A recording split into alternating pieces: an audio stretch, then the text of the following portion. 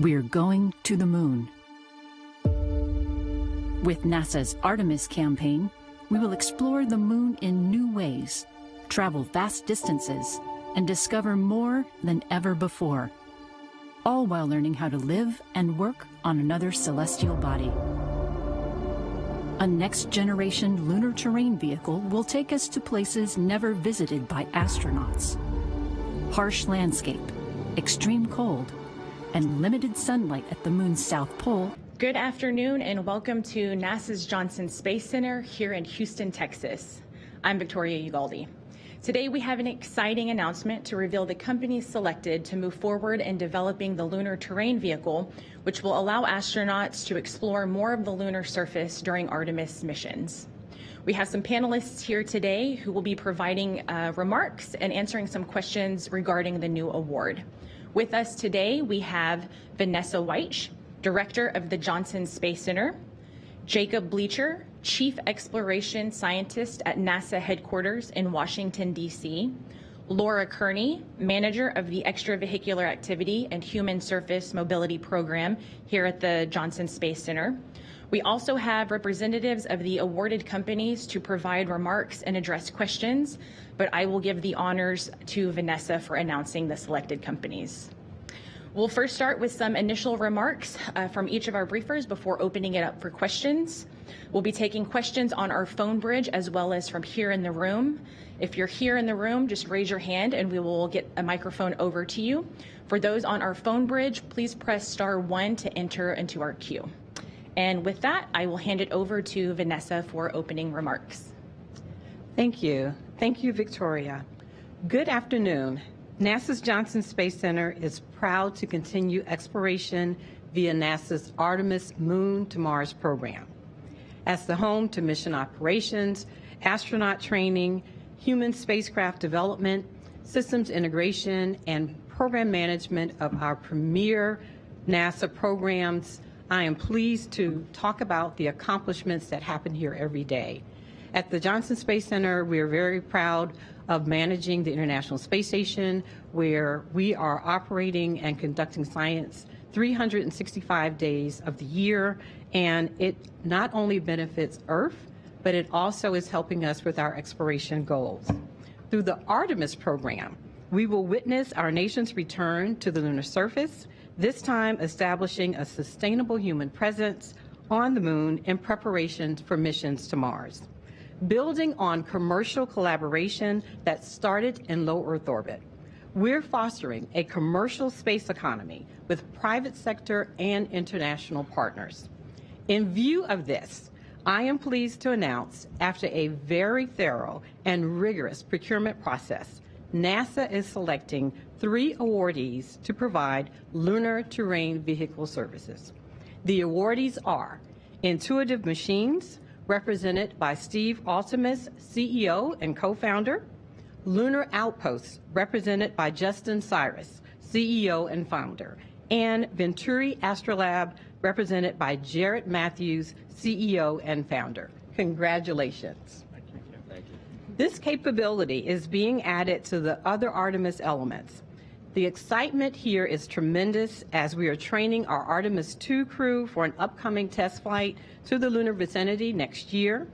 These will be the first humans to venture to deep space since 1972, at the close of the Apollo era. They will board an Orion spacecraft on top of a Space Launch System rocket and be launched from a mobile launch platform at Kennedy Space Center. Our astronauts, engineering, operations, and health and medical teams are working with other commercial and international partners on vehicle and systems that will support sustainable lunar missions.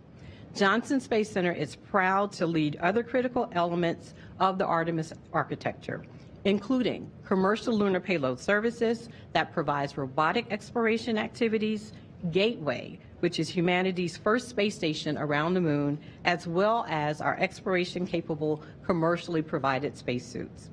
In support of future Artemis missions, Gateway will play a key role in helping NASA and its partners learn how to live sustainably on another body. The Orion spacecraft will dock with the Gateway, and our astronauts will perform crew-tended operations while preparing for surface operations via commercially developed human landing systems. As astronauts explore the South Pole region of the Moon during our Artemis missions, they'll be able to go farther and conduct more science than ever before thanks to the Lunar Terrain Vehicle. Think of a hybrid of the Apollo-style lunar rover that was driven by our astronauts and an uncrewed mobile science platform. This will give the crew the capability to travel a distance much further from their landing sites. In addition, during uncrewed operations, the LTV will provide autonomous operations for science and technology. NASA and the Johnson Space Center workforce will continue to work closely with Intuitive Machines, Lunar Outpost, and Astrolab as they build the LTV, providing insight throughout the development and ensuring that the system is safe for our astronauts. Congratulations. Thank you. Thank you. All right. Thank you, Vanessa. I'll now hand it over to Jake. Thank you, and thank you for having us, Vanessa. This truly is a exciting moment as we're looking to the moon and continue to take steps with Artemis to build a blueprint for exploring space. I would like to congratulate Astrolab, Intuitive Machines, and Lunar Outpost for bringing forward your innovative and creative solutions that will provide new opportunity for exploration of the moon. I'd also like to congratulate Lara and her team. I know they spent a lot of hard work, a lot of time and hard work to reach this point. I would like to take a moment to ensure that we all recognize the importance of this announcement. If you'll indulge me for a moment, let's take a step back in our memory and try to remember a time when you were a child. Most likely, your world was as large as the range that you could move under your own power at that time. Now try to remember how it felt when you first gained the ability to move beyond the boundaries of that world. For me, that involved learning to ride a bike. Maybe for you, it was something different. Roller skates, roller blades, skateboard. Maybe it was a wheelchair, or maybe it was even access to public transit for the first time. Regardless of your technical solution, you could now reach places that were previously off limits to you. Enhanced mobility fundamentally changes one's world. It changes where you can go, it changes what you can do, quite simply, it changes what you can learn. Science is our toolbox for learning, and enhanced mobility is one of the most important tools in that science toolbox. Science itself is one of our fundamental reasons that we're going to the moon. Science will help us learn about the moon, about how we survive in space, and that will help us build that blueprint for exploring away from the Earth. The moon is a treasure chest of science that can unlock the secrets of our solar system and teach us more about our home planet for the benefit of all. The lunar samples returned from the Apollo program dramatically changed our view of the solar system, our place in its evolution. And scientists continue to this day to unlock new insights from those samples. The diversity of Apollo samples increased when the Lunar Roving Vehicle enabled exploration of more surface area per mission. That diversity of lunar knowledge is what we seek now. Observations from previous robotic explorers in space and even an impact mission on the surface have proven that permanently shadowed regions on the moon, including some craters in the South Polar region, contain frozen water. Yet we are only scratching the surface of knowledge that the moon has to offer us. Future samples from Artemis missions will increase that diversity of our knowledge about the moon. The discovery of water on the moon holds promise for both science and human exploration. NASA wants to understand how much water exists below the surface and whether or not we can access it. Better understanding of the sources and concentrations of this water will help teach us how the moon formed and evolved.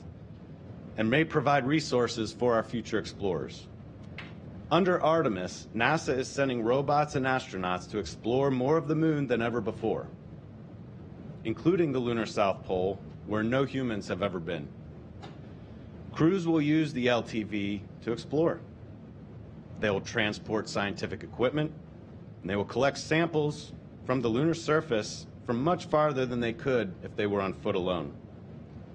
This will enable us to learn more science as we go. With the addition of the LTV, we are combining the best of human and robotic exploration. Between the Artemis missions, when our astronauts are not on the moon, NASA can use the LTV's remote operation capabilities to continue exploring. It means also that we'll be able to operate the LTV to meet our crew when they arrive on the surface. That means they'll be ready to go right away to focus on all the exploration that benefits the most from having our astronauts there.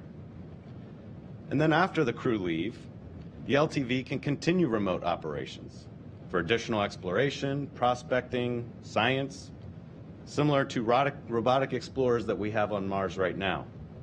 This can help us identify priorities for our next crewed missions. With NASA's Artemis campaign, we are building up the capabilities needed to establish a longer-term exploration and presence of the moon. And the LTV is one of those capabilities that will enable us to conduct more science as we explore.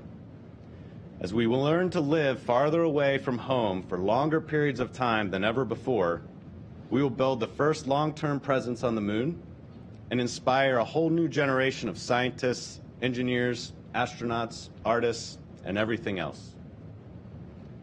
Mars remains a horizon goal, and what we learn here on the moon, both with our operations and how to interpret the science, that will help us when we're ready to take that next giant leap to Mars. Now, I like to imagine the views and the vistas that the LTV will enable us to see from the surface of the moon. This truly is an exciting next step in exploration. The LTV is truly an exploration vehicle. Where it will go, there are no roads. Its mobility will fundamentally change our view of the moon. Thank you. Thank you, Jacob. And now we'll go to Lara Kearney. Thank you, Victoria. So really excited to be here today. As was mentioned, our NASA team has been working really hard to get to this point. Started a couple of years back. It took us a little while to really understand the requirements for this vehicle and what it meant to ask a vehicle to operate on the moon in the lunar South Pole region full-time, 24/7, 365 for up to 10 years.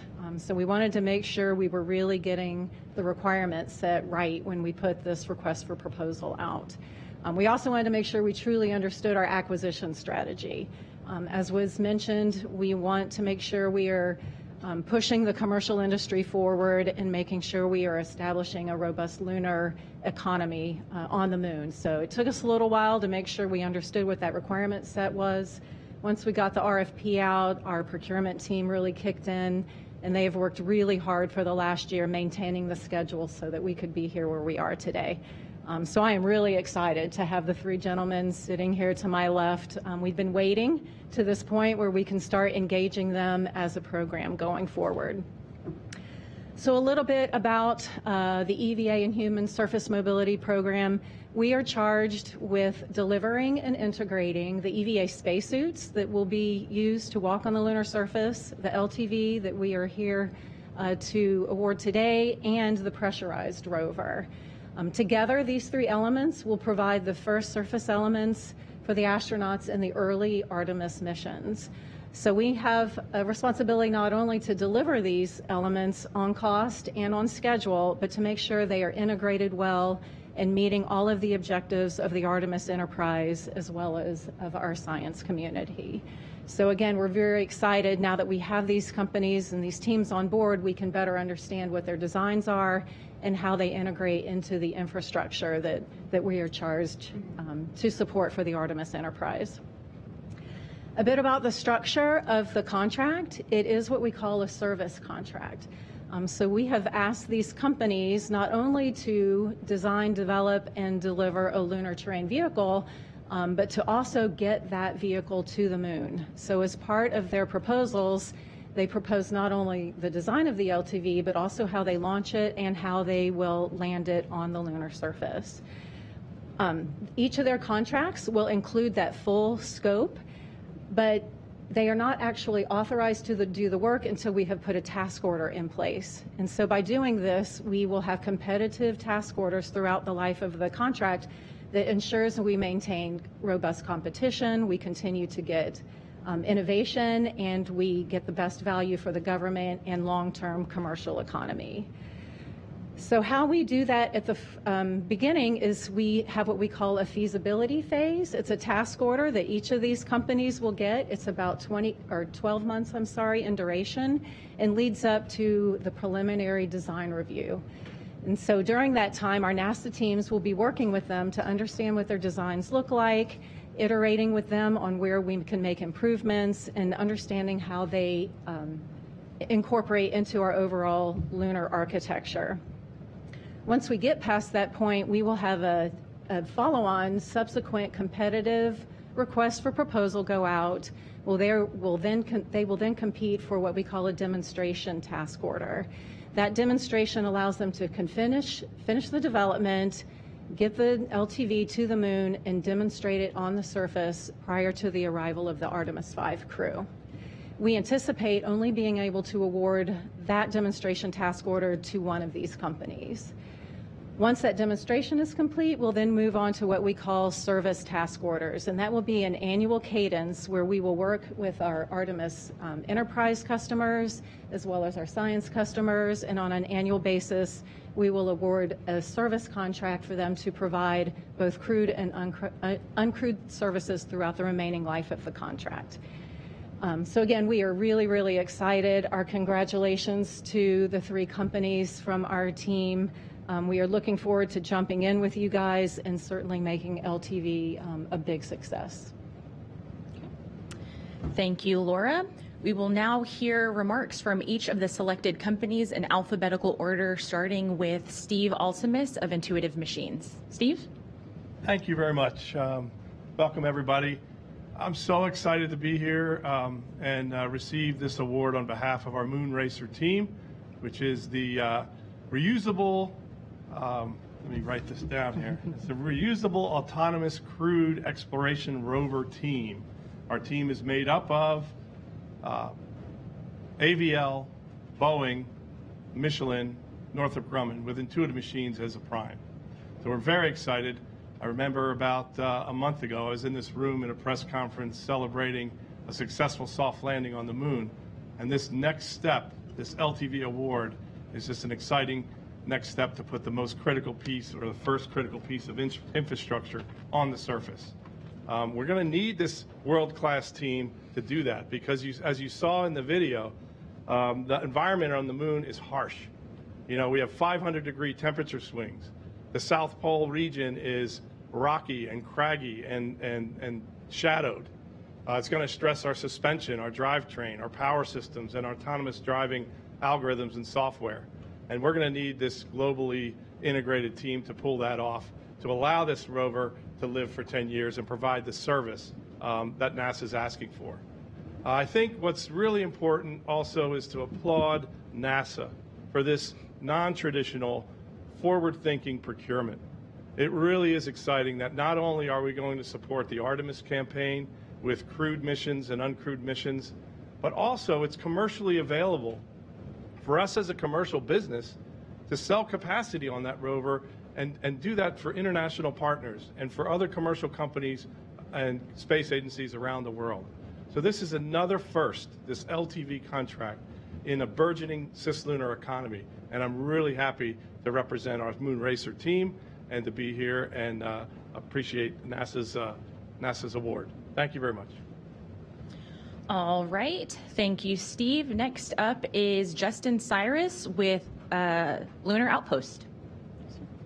Hi, my name's Justin Cyrus, and I'm the CEO and founder at Lunar Outpost. For those of you who don't know who we are, Lunar Outpost is the leading mobility provider in the world. We have 4 rovers that are headed to the lunar surface. First one this year, later as a part of the IM-2 mission.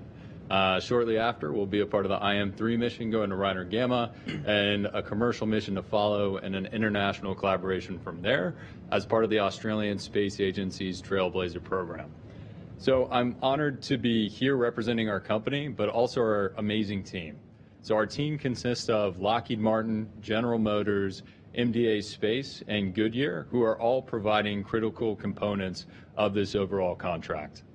Now, our team combines proven human and robotic heritage, which is extraordinarily difficult to come by, and we're very fortunate to have as a part of our group. And what we're doing is taking not only this space heritage, but we're taking cutting-edge technology and automotive industry strengths to provide a true off-road vehicle capable of allowing us to live and work on the surface of the moon.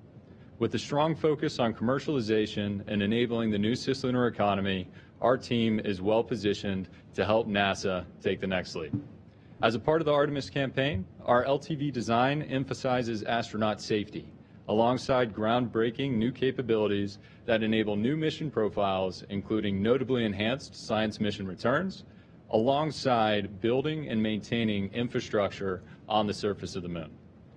I am truly humbled to be here on stage at Johnson Space Center, where as a kid I grew up right down the street, watching the people of this center and watching the people of NASA continue to constantly push boundaries and explore new horizons. And that spirit of constantly pushing, improving, and exploring is what's led me to be here on this stage today. So first of all, thank you for that inspiration, and I really hope I am able to be a part of this program and inspire the next generation. Now, I do also want to thank NASA and Johnson Space Center for letting us have the opportunity to get humanity back to the moon and on to Mars, hopefully this time to stay. And I will do my best, and our team will do our best to make the most of it. Thank you. Thank you, Justin. We'll now hear from Jarrett Matthews of Venturi Astrolab. Jarrett? Thank you. Thank you for joining us today. Astrolab is on a mission to move humanity forward by building and operating a fleet of multi-purpose planetary rovers for transporting crew, supporting science and exploration, and robotic cargo logistics on the moon and eventually Mars. First, I would like to express my deep gratitude to NASA for giving us this opportunity to work alongside you on the LTVS project, and to the Astrolab team for working so hard for years on the LTV design and for putting together such a strong proposal. The Astrolab team is comprised of many incredible individuals with decades of experience in human spaceflight, mobility, and planetary robotics, and I'm so proud of them today. I would also like to thank our LTVS team members, Axiom Space and Odyssey Space Research, who are bringing to the team their deep experience in crew interfaces, crew training, flight software, simulation, safety and mission assurance, and mission operations. And finally, our strategic partners at Venturi, who are bringing their cutting-edge advancements in electric mobility, energy storage, and lunar tire design. Astrolab has been working for over 4 years on our commercial platform called the Flexible Logistics and Exploration Rover, or FLEX. FLEX is designed to operate on the moon for years and is purpose-built to help establish a permanent human presence on the moon and to serve as a catalyst for the lunar economy. The first commercial version of FLEX is scheduled to land on the moon in late 2026 with up to 1.5 tons of commercial cargo. The mission will allow us to validate our strong commercial model prior to sending the FLEX LTV for NASA's Artemis campaign. Everything NASA has ever accomplished has been because they can assemble great teams, and that's exactly what we've done at Astrolab. So on behalf of everyone involved with our team, we are honored, humbled, and so very much looking forward to working with NASA to deliver the most capable and versatile rover the world has ever seen. Thank you. All right, and thank you to all of our briefers for those initial remarks. We'll now move on to the question and answer portion of today's news briefing. For all media, both here in the room and on our phone bridge, please remember to state your name, affiliation, and to whom you'd like to direct your question to. And with that, and for those who are in the room, just raise your hand. So with that, we'll go ahead and get started. Hi, Eric Berger with Ars Technica. Thanks for doing this. Question for Laura. You talked about a 12-month feasibility phase, and then there's going to be a competitive RFP. I just want to understand how you're going to maintain competition, but also it sounds like there's just going to be one team building one rover, LTV, that actually gets to the moon for this program. And so at what point do you cut from 3 to 1, and how long does that last? It seems like it's going to be a fairly brief competition in that sense. The current plan, again, a lot of it is based on available budget. And so right now the intent is to just run this feasibility phase through the 12 months, as I mentioned, and at that point, one demonstration. But that said, this contract mechanism is extraordinarily flexible. We can bring task orders onto this mechanism at any time. So depending if another use comes in, we can certainly turn on another task order for another development or service effort. We also have an on-ramp clause that allows other companies to come onto this contract in the future should they have capability. So really it is a matter of objectives, requirements. If we have customers that come with additional funding, we have a contract mechanism that will allow companies to continue to compete for future demonstrations and service periods. Okay, thank you for that question. And just as a reminder for those on our phone bridge, please press 1 to enter into our queue. And if you found that your question has already been answered, please press star 2 to withdraw it at any time. And with that, we'll take another question here in the room. Oh, thank you. Mark Carreau with Aviation Week and Space Technology. I have a few technical questions.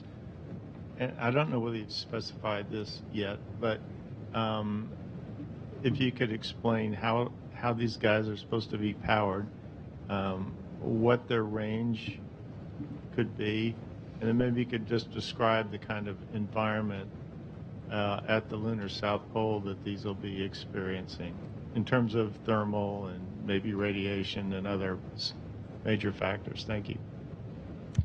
And perhaps I could start with high-level requirements, and then you gentlemen certainly can jump in. We tried very hard in this requirement set to not be too dictative. We wanted to give just high-level functional requirements, but with an understanding of what the environment is.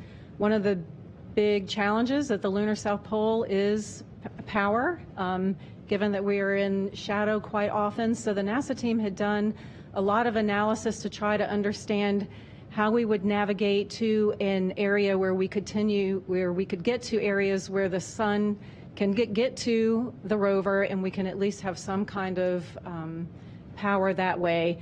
We had derived a certain number of hours, a minimum number of hours that we put on this contract. But we did not limit and we did not define how these systems had to be powered. So they were able to provide innovative solutions and certainly able to provide what I would call excess capacity. If they could, for instance, meet 150 hours and it allows us to stay in darkness longer, that just provides more operational flexibility for us. So that is absolutely one of the driving requirements. As far as thermal, it was mentioned we can swing hundreds of degrees one way or another once, beyond being in the sun to being in the shaded area. Radiation is a big one, to be able to keep electronics alive in that environment. We have asked the companies to meet a 10-year operating life. We did not define how they needed to do that. I use polar examples just to prove a point. They could, for instance, come in and say, I'm going to deliver one rover, it's going to last 10 years, or I'm going to deliver 10 rovers that only last 1 year. And that way they have the trade space to say, maybe I can fly COTS electronics, but I'm going to have to replace them once a year. Or I have to be extraordinarily robust because I'm going to last 10 years. Those are bounding cases. None of them proposed either of those. But But we wanted to be able to give them, again, these high-level requirements, and then they could innovate on how they wanted to solve those problems. I'm happy to hop in.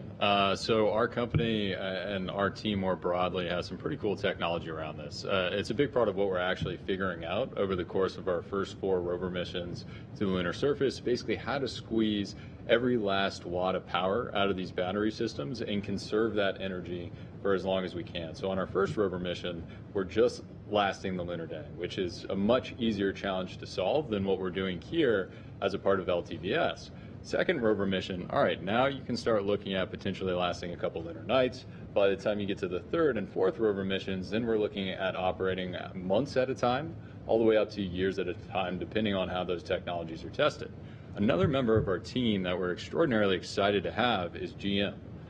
So that's something that they are providing as a part of this overall LTVS program, is their new battery technology that comes with much higher energy density that can survive the extremes of the lunar surface. Of course, with a little bit of modification, but it's truly amazing energy storage technology that we're very proud to be bringing into the Artemis program. So our team over at GM will be providing our battery technology, and then Lockheed Martin and Lunar Outpost will basically be figuring out how to make the most of that technology moving forward, so we can not only survive the lunar night, but truly operate for many years at a time during the lunar day and lunar night. All right, thank you. Before we go to our phone bridge, we'll take one more question here in the room. Hi, Beverly Casillas for Space Scout. And I guess this one's also for Laura. What kinds of knowledge and resources is NASA sharing with these providers to kind of help accelerate the development of their concepts? We've seen, like with XEVAs, NASA provided things like the XEMU data, as well as resources like the Argos system to help with testing in gravity environments. Could you provide any information about what kind of resources EHP is providing? Thank you. Yes, we are using a very similar model to what we had on, we call it XEVAS. It's the EVA acquisition. We've had a lunar LTV team working within our engineering directorate here at Johnson Space Center for quite some time, building prototypes, understanding requirements, trying to get an idea of what these systems might look like. And we make all of that data available to these companies in a technical library for them to use and learn from and leverage from. So all that data is available. As we execute this contract, we will have a NASA, what we call Insight team, which will work side by side with these companies, again, providing lessons learned and information back and forth. And then also similar to our EVA contract, we will utilize what we call government task agreements. And so as part of their proposals, they actually provided, we gave them information on what kinds of assets, whether it be a testing facility, materials, certain knowledge that we have here at the Johnson Space Center, and actually all centers across the agency. We made that available to them so that they could then propose back to us where they would like to use those capabilities as part of their overall proposal. So certainly Johnson Space Center here has a lot of facility capability, zero gravity or lunar gravity offloading systems that we anticipate them to use. We have some virtual simulation capabilities we anticipate them to use. And then of course, this is where we will be bringing the spacesuits in and integrating the human element along with our crews and our engineering test subjects. And so all that capability is being made available to them as they go through the development process. Yeah, I'd answer that too. For Intuitive Machines in our team, we've made extensive use of the GTA process that NASA offered across multiple centers, and whether that's Ames Research Center for autonomous driving, path planning, they have some great algorithms that do that, whether it's Goddard Space Flight Center for communications, or whether it's Johnson Space Center for the Argos gravity offload system. So there's quite a bit of capability in the agency which we plan to leverage. That was part of our proposal and priced accordingly. So this is really going to be a government and private sector partnership that builds this LTV and delivers it to the surface. We've actually been testing our lunar tire prototype here at Johnson Space Center for the last year, as well as at NASA Glenn through the NASA Announcement of Collaborative Opportunity program. So separate from LTV, but that technology is going to be applied to LTV. All right, thank you. And just as a reminder, if you are online on our phone bridge, please press *1 to enter into the queue to ask your question. And with that, we will go to Jeff Faust with Space News. Good afternoon. A couple of quick questions for Lara Kearney. What is the dollar value of these initial task orders the three companies are getting? And then also, how many proposals did NASA receive for the solicitation? Thanks. I think I am probably going to have to pass on both of those since we are technically still in a blackout period with these companies. So once that blackout period is over and source selection statements are released, I think that some of that information at least will be available to you. All right, thank you, Laura. We'll take another question on our phone bridge. Kenneth Chang with the New York Times. Hi, thank you. So the question is, how much time will there be for other customers to use the LTV, and how does the coordination go between NASA and the commercial customer if NASA needs the rover at a certain place for the next Artemis mission? So we thought about that a lot, actually, and how we developed this RFP. We had to really strategize on different models for how we might establish those agreements. We understand, at least, we believe, in the early phase, NASA is going to have to be somewhat of an anchor tenant. And then we hope that over the 10-year operating life of this vehicle, we can start bringing in more and more and more commercial requests as the market evolves. So as I mentioned, we will have these one-year service periods. And we started a model where the first service periods tend to be more NASA requirement driven. So NASA, either through our science requirements or our exploration requirements, will carry about 75% of the burden or so, freeing up about 25% of the capacity for other commercial uses. We have other mechanisms on the contract where, as we go over time and NASA perhaps becomes less and less of a user, we can open up more and more of that capacity for the commercial space. We also put processes on the contract where we have science and utilization teams that come in and they help us understand what their objectives are. We have joint agreements with the companies where we can get together and say, over the course of this next year, these are what our objectives are. This is the mission that we want to meet. And NASA ultimately, even though this is a commercial service, especially when it comes to crewed missions and crew safety is paramount, NASA still has mission authority and risk acceptance over how this vehicle is operated on the lunar surface. So we have set up, through the contract structure, a lot of that I would call governance and authority infrastructure to make sure that we are collaborating with the vendor both on mission objectives and on crew safety and vehicle reliability. And if I may, we're really excited about NASA's services approach. That allows companies like ours and like the others on stage here today to start bringing more people into the cislunar economy.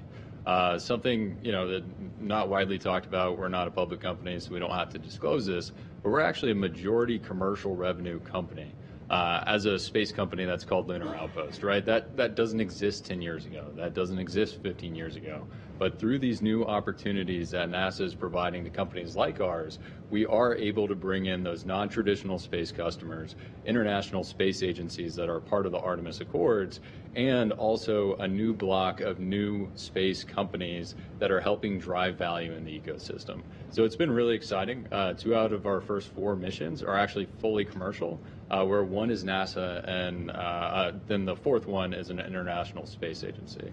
So we're really looking forward to trying to scale that as part of the LTVS program, and we're very excited about the opportunity to bring some more people into the overall ecosystem.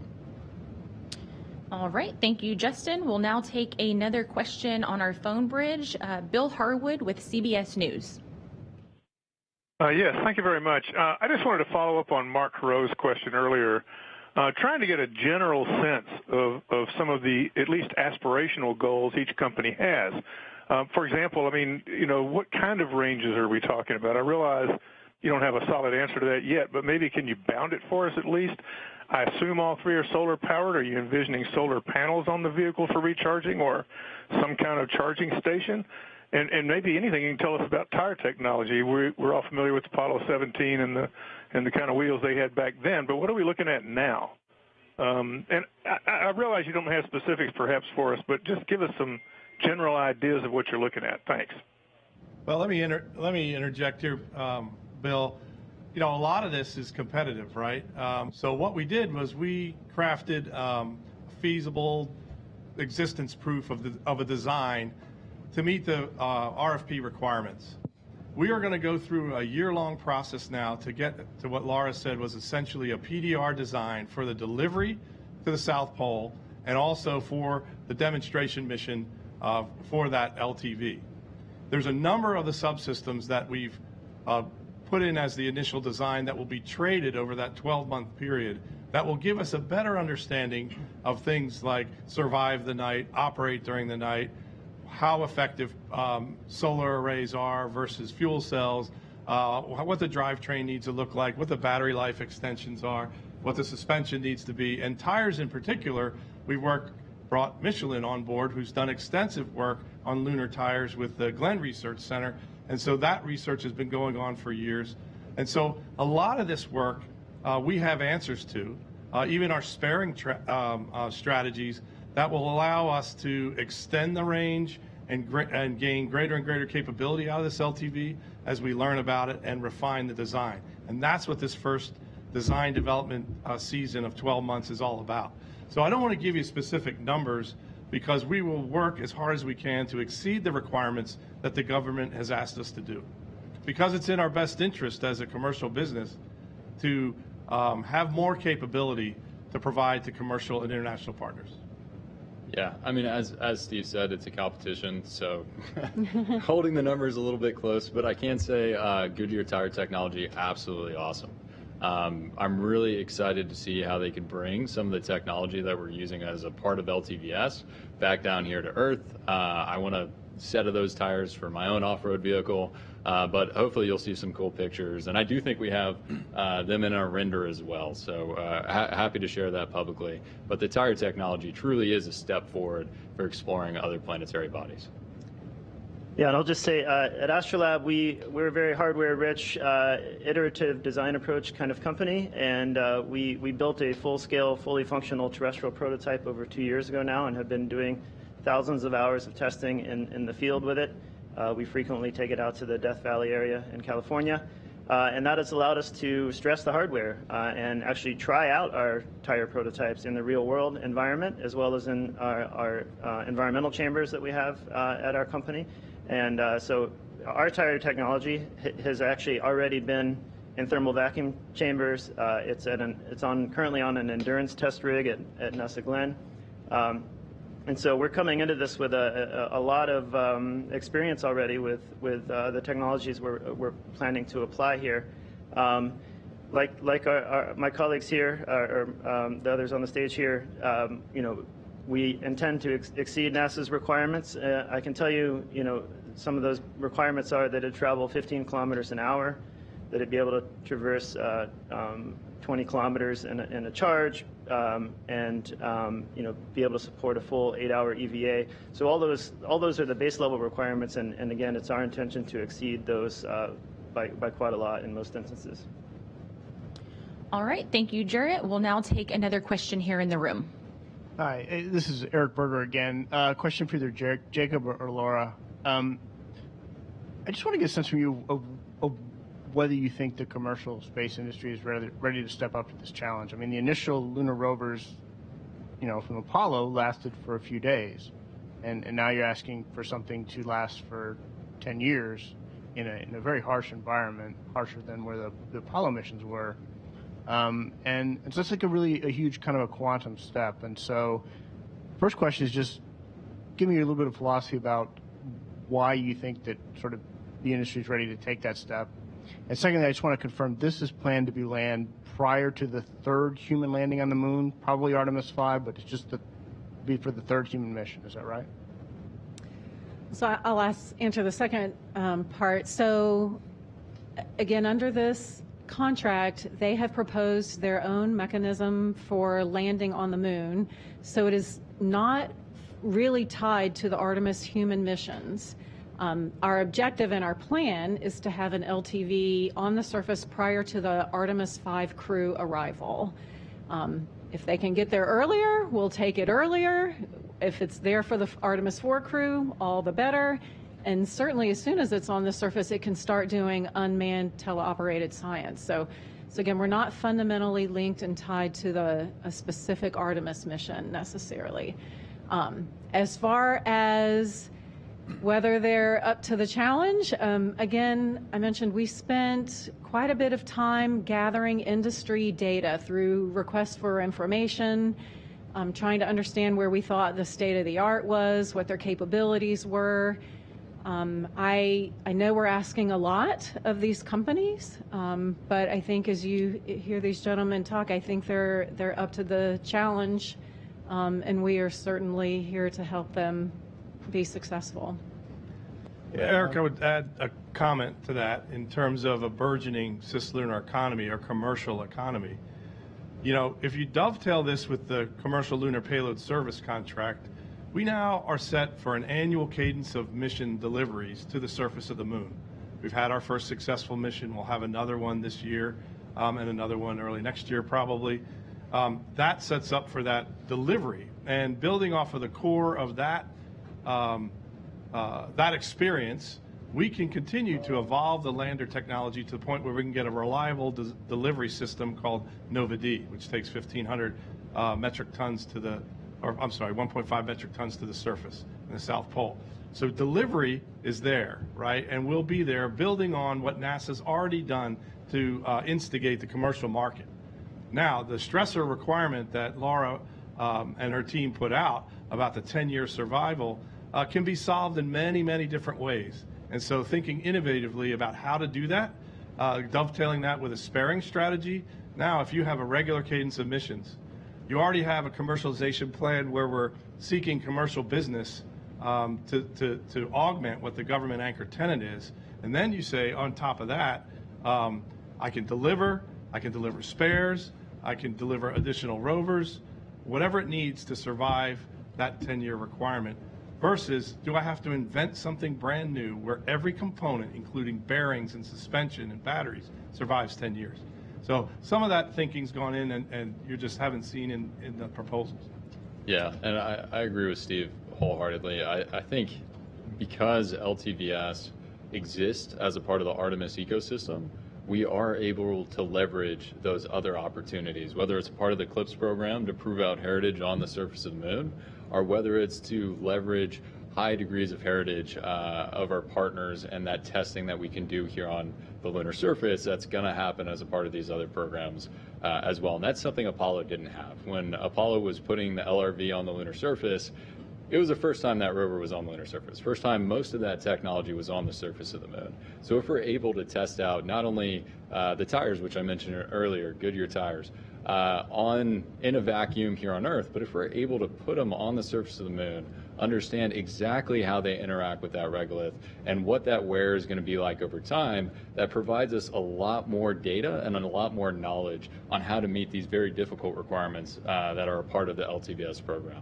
So because of that Artemis ecosystem, that really allows us to have a much higher degree of confidence once we put this LTV on the lunar surface. Yeah, and I would just like to commend NASA for your process here. Maybe people aren't aware, but the first request for information for this program came out in early 2020. There was another one in 2021, a draft RFP, et cetera. And we were engaged in that conversation all along, and NASA has really, I think, taken to heart the industry input, not just on the technological limitations and the requirements, but on the commercial constraints that we're operating under and allowing for commercial activity on these missions. So really appreciate that. We have a similar strategy where, you know, we've already signed an agreement to go to the moon in 2026 to prove out our commercial model, and we've last year announced a number of companies who have signed up to go with us on that mission. And that mission, of course, will be a precursor to LTVS and allow us to learn and improve the system before it serves the Artemis campaign. Yeah, and I'll add a little bit about your point about the harshness of the environment. There are some areas in the polar regions that are extremely harsh. There are permanent shadows where we never see sunlight. But there are other aspects to the South Pole that we understand because of the observations we've made over the last several decades. But the Lunar Reconnaissance Orbiter, looking at the moon since 2009, we've learned a tremendous amount. And so I think we need to be careful when we talk about the South Pole as being harsher than elsewhere on the moon. There are some aspects, and the reason we're going to the South Pole is that there are some attributes that make it a little bit easier. So we often hear talking about surviving the day. Well, a lunar day in the South Pole can be hundreds of Earth days, depending on where you go. That's the knowledge that we have learned over the last several decades that really enables us to take advantage of the lunar environment to our benefit.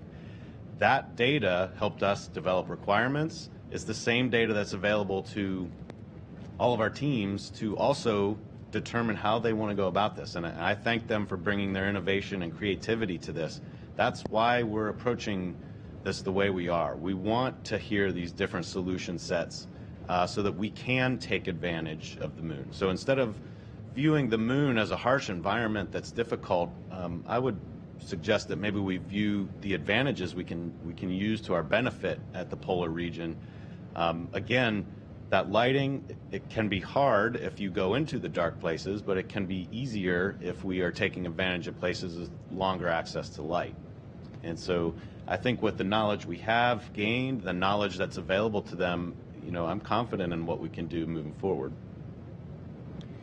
All right, thank you, Jake. We'll take another question here in the room. Hi again, thank you. So with the understanding that we're early in the design phase, many features may be subject to change. Maybe you don't want to show all your cards just yet. But if you could, what newer innovative capabilities is each provider most excited about providing with their design? And how do you see that, helping your vehicle contributing to that sustainable lunar presence in the long term? Thank you.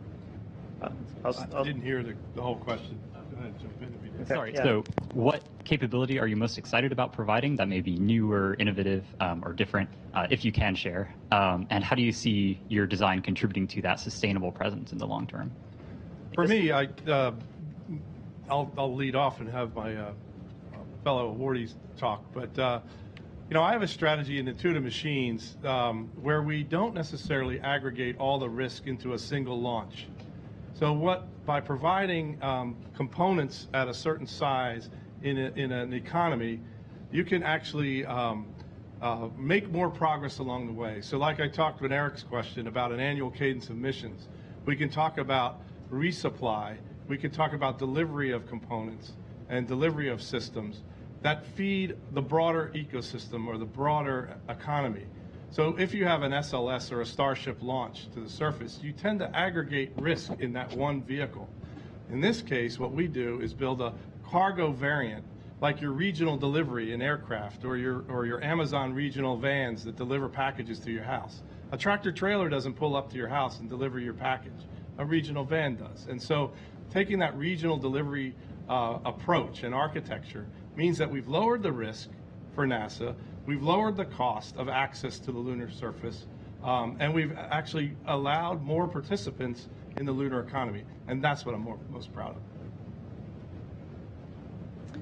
Yeah, so I think the aspect of our design that I'm most excited about, and it's in the name, Flex, is we have a novel modular payload capability, and that allows us to change out different cargo, different implements, different customers, and serve a multitude of use cases, again, to really serve as a catalyst for the lunar economy.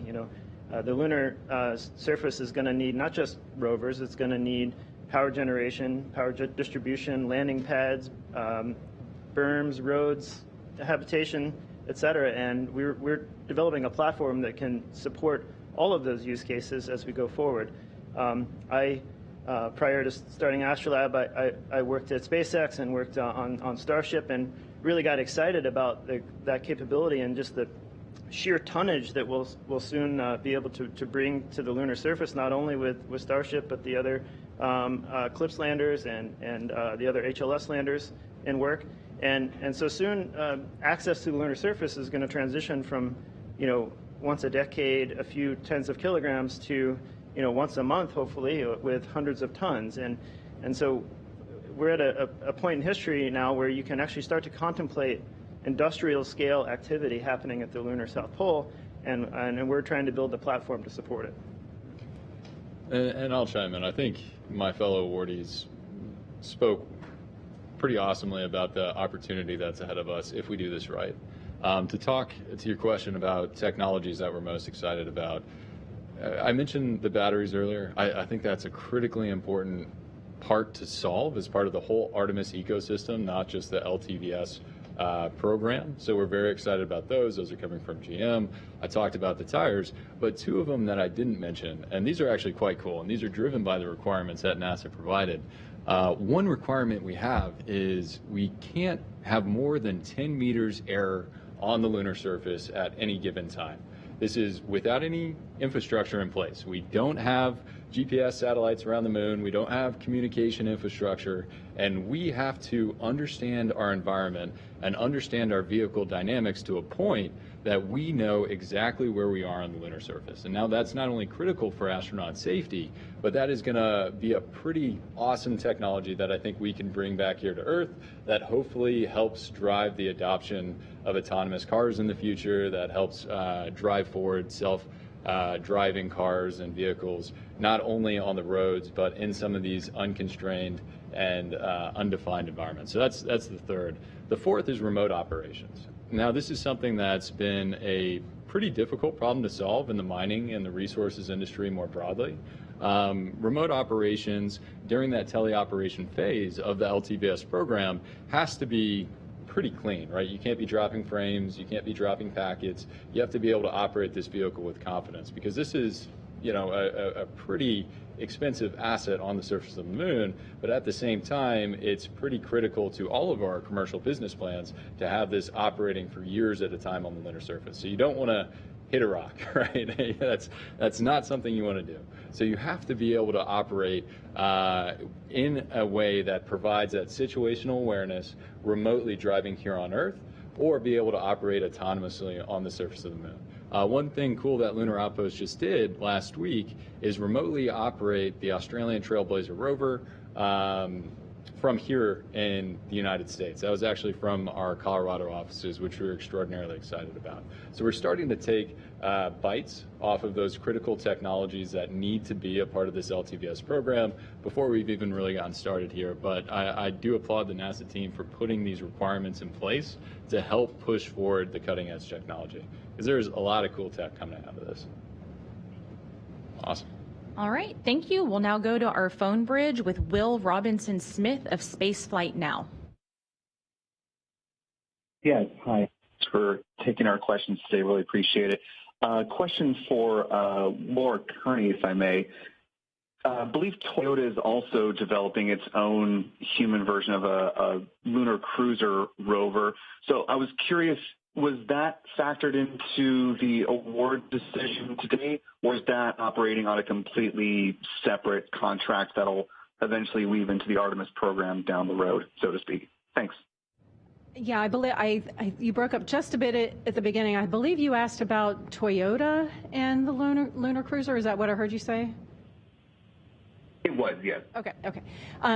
Yes, again, kind of back to where I started again, we have within the scope of my program both this unpressurized rover, which the LTV is, and the pressurized rover. And the lunar cruiser that you see, if you go Google it on the internet here with Toyota, is a pressurized vehicle. Both of those assets we are managing within my program. The idea is that they work together as a part of, again, a lunar system to support the crew. Where the LTV is unpressurized, it will likely be more limited in its range. A pressurized rover, when it comes along with the life support, will be able to extend the crew's range even farther away from a lander. So our concept is that the unpressurized LTV and the pressurized vehicle work together in some type of operational concept to support the crews and the scientific missions.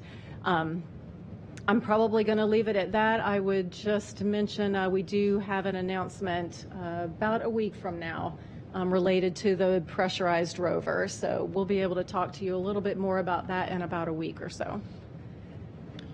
All right, thank you. We'll take our next question from Marcia Smith with spacepolicyonline.com. Thanks so much for taking my question. It's for Laura.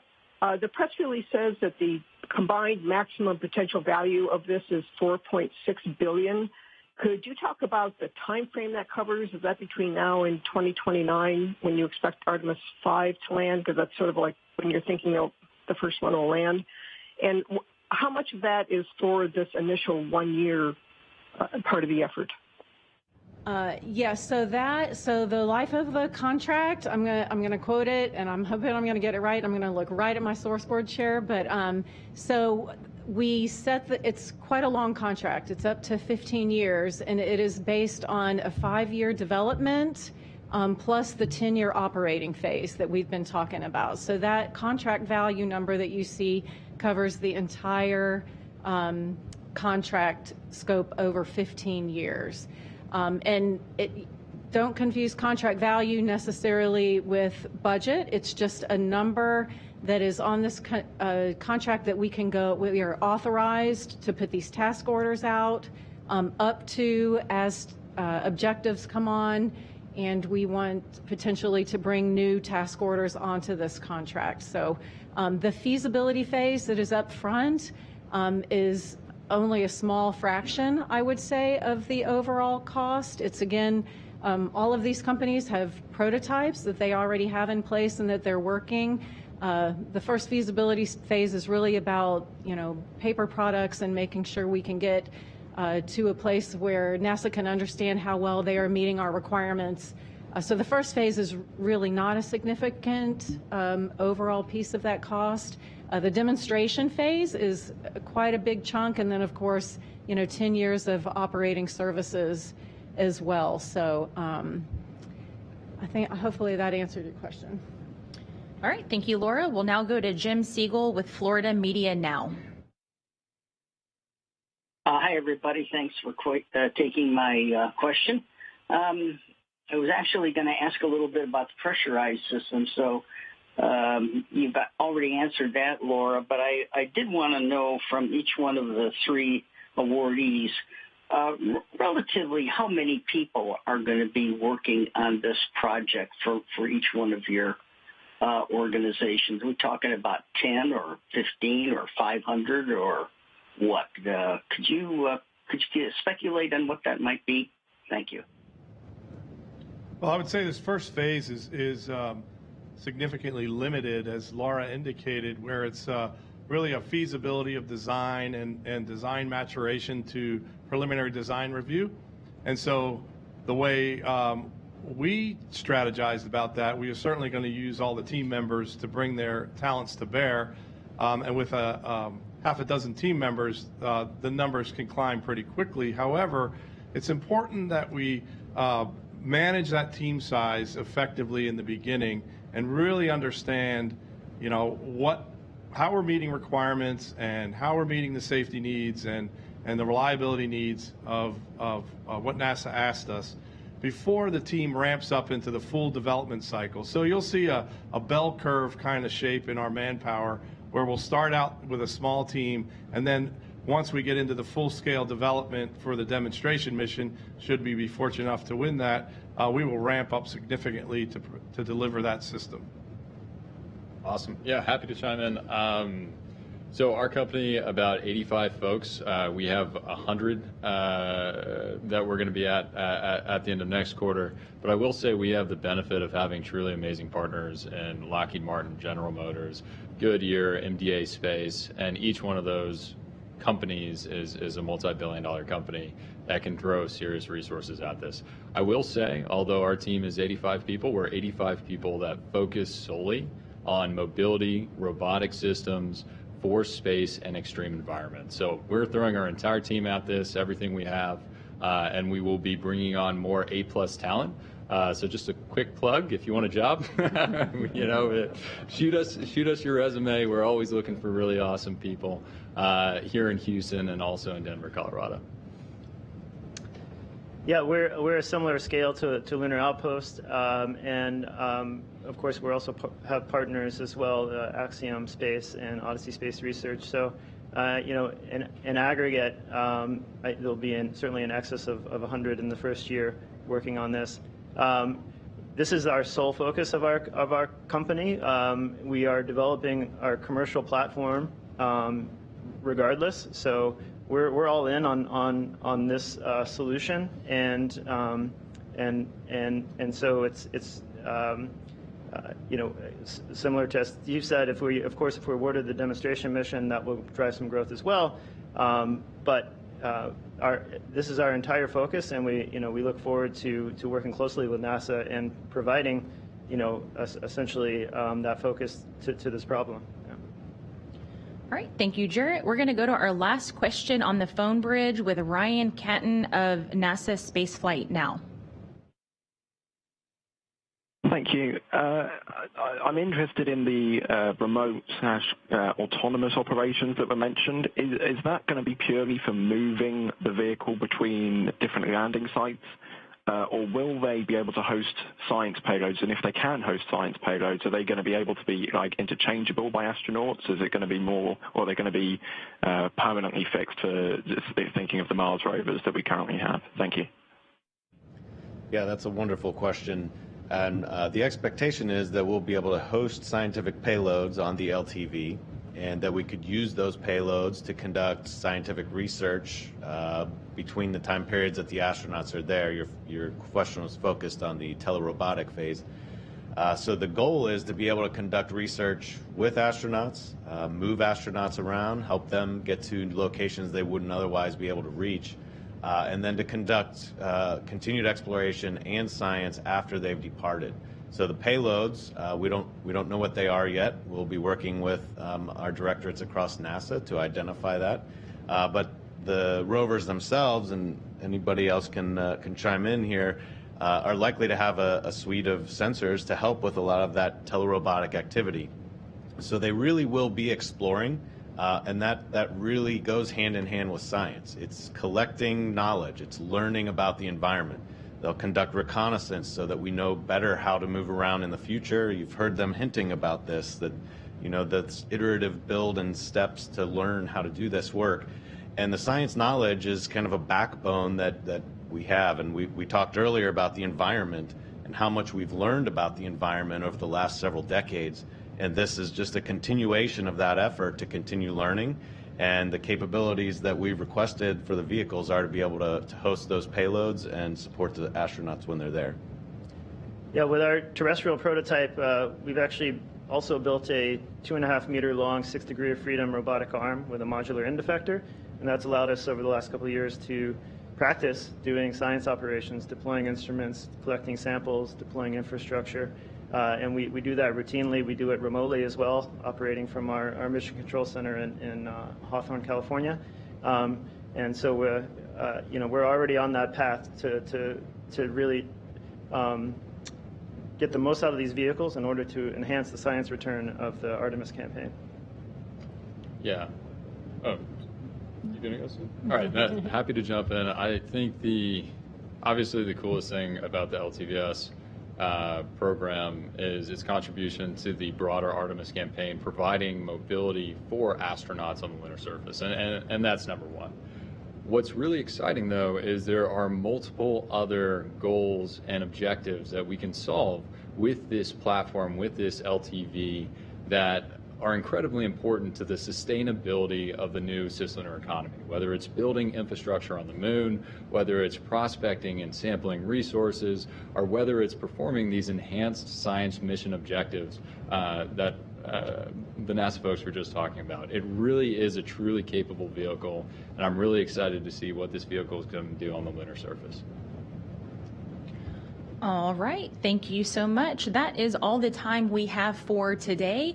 Thank you once again to all of our briefers for their time, and congratulations again to Intuitive Machines, Lunar Outpost, and Astrolab. We do hope that you will continue to follow along with NASA's Artemis campaign at nasa.gov/Artemis. That will wrap up today's briefing. We'll see you next time.